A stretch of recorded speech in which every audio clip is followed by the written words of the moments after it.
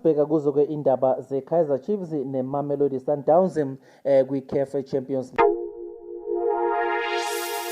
Kanti lona ke oyisporting director kulona ke qembu le Kaizer Chiefs Kaizer Motaung Jnr sekaphendulile ke nginkulumo esenziwa umqeqeshi weMamelodi Sundowns yena ke Manqoba Mngqithi lapho ke beyagxeka khona ke iqembu le Kaizer Chiefs ngokuthi bayibagcina Ahly lapha ke eNaturena.